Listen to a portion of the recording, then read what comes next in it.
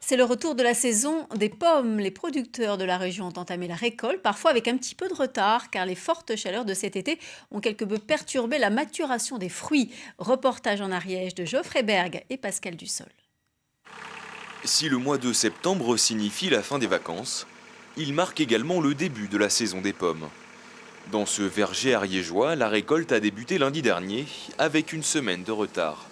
En fait, nous, ici, on a eu 2 épisodes de très forte chaleur et en fait, c'est ce qui a provoqué un ralentissement de la maturation du fruit. Contrairement à ce que les gens pensent, la chaleur ne fait pas mûrir le fruit, ça a plutôt tendance à bloquer sa maturation. Ce pomiculteur s'attend cette année à une récolte modeste d'environ 50% du volume espéré.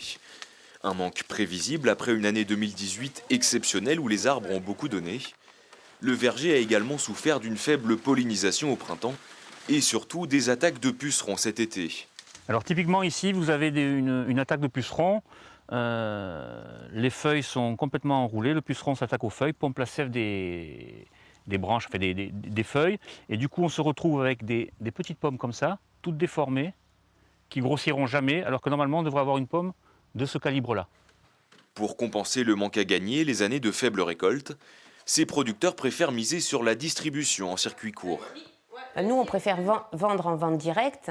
Donc, comme je vous disais, déjà pour le contact avec le client, et puis d'un point de vue financier, ça nous rapporte 2 fois plus de vendre en vente directe que de vendre par les circuits longs via les coopératives. Ces producteurs espèrent quand même atteindre les 200 tonnes de pommes cueillies cette année. Au gré de la maturation des différentes variétés, la récolte devrait s'étendre jusqu'à début novembre.